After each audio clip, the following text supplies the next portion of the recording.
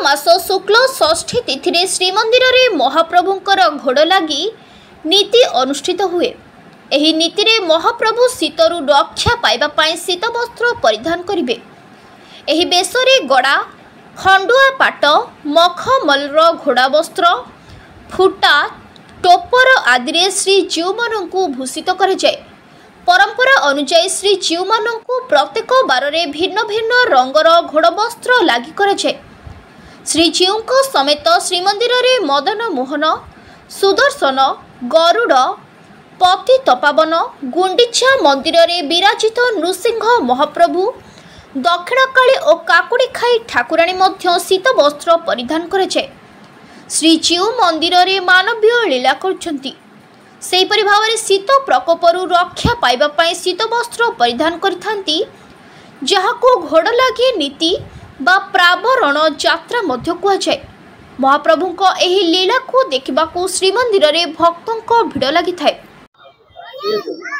शीत को कहिले नाथ सुण मो वचन, दुखी रंकित पी जोगी छंती जेते जन, न पीड़ी बुझेबे तांकु तोते मु मानिबी, जुग को शीत वस्त्र मु पिंधिबी। हाथिला शीत सहित महाप्रभुंकर कथोपकथन गतकाली निशार्धरे मार्गशीर शुक्ल पक्ष पंचमी रात्रि काल रे जेतेबेले शीत आसिकरी प्रथम अर्घ्य दबाकू चाहिला महाप्रभु को, सेतेबेले शीत सहित महाप्रभु युद्ध करथिले एवं शीत परास्त होइथिला।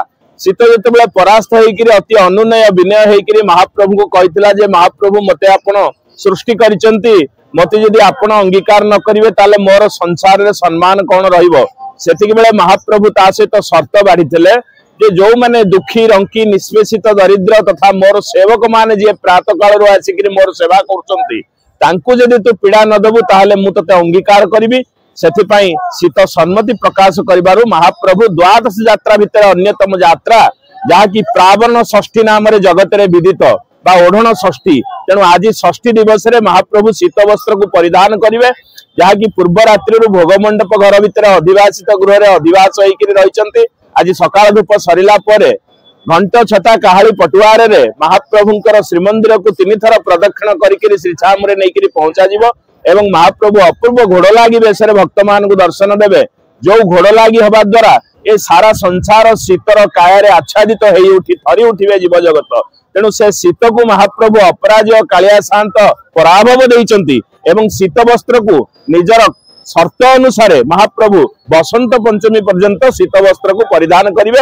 एथिरे 6 मूर्ति अलंकार लागि हबो एवं 12 अनुसार महाप्रभु विभिन्न वर्णर शीत वस्त्र को पिंधिबे, यथा शनिवार रे कृष्ण वर्ण बा कला, रविवार लाल, सोमवार रे धला मिशा छिट, मंगलवार रे पंचवर्णी बा 12 पाटिया, बुधवार रे सबुज वर्ण, गुरुवार रे पीत वर्ण, शुक्रवार रे शुभ्र बा धला वर्ण। एई भली भाव रे महाप्रभु वेलेवेटर घोड़ ऊपर कबरी विभिन्न प्रकार शीत वस्त्र रे आच्छादित हेबे एवं भक्त माने जो माने एई बेसरे महाप्रभु को दर्शन करिवे से माने अनेक प्रकार ऐश्वर्य लाभ करिवे, जहाँकि नीलाद्रि महोदय वामदेव संहिता स्कंद पुराण उत्कल खंड रे वर्णना करा जायछि।